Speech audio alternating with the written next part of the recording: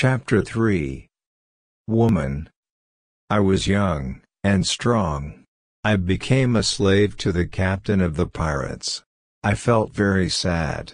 I was hoping the captain would take me with him when he went to sea.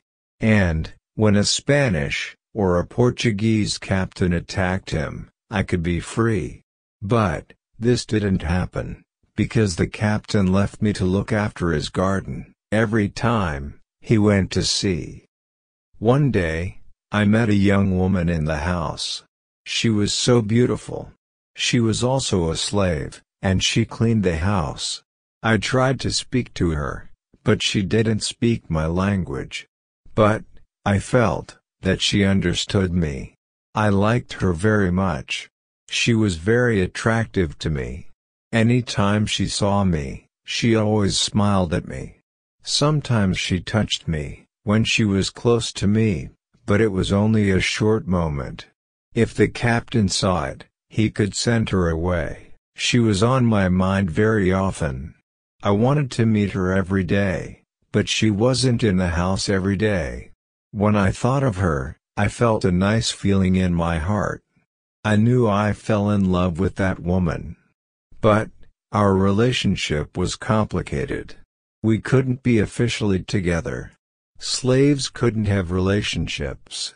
It was so sad. Sometimes, when the captain went fishing, he took me and a boy to help him. Sometimes, he even sent me and the boy with one of his relatives, fishing in a small boat. One morning, when we were fishing, thick fog came, and we were lost. We struggled to reach the coast the whole day, and the following night, but, it was only the next morning that we finally got back. After this adventure, the captain decided to use a bigger boat, the one from our English ship, and make it more comfortable. It had a cabin in the middle of it, and it had good sailing equipment. One day the captain ordered me to put extra food, drinks, and guns on the boat, because he was expecting some important guests to join him for fishing. They also wanted to do some hunting later. However, the guests refused the offer at the last moment. Then, the captain told me, "Prepare the boat for fishing for the next day." This was my opportunity to run away. A lot of guns and food were on the boat. I prepared the boat for fishing as usual, but I left the guns and food on the boat.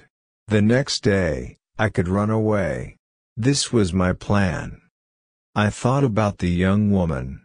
I wanted to take her with me, but I didn't know how to do it. It wasn't possible to take her on the boat. I was sad, as I didn't know what to do. I wanted to be free, but my heart wanted to be with her. Then, the morning came. I hoped that I could see the young woman in the house.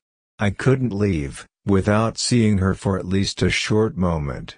Then, I saw her. She was the most beautiful woman in my life. When I looked at her, our eyes met. She knew something was wrong. Maybe she understood that was our last moment together. She looked deeply in my eyes.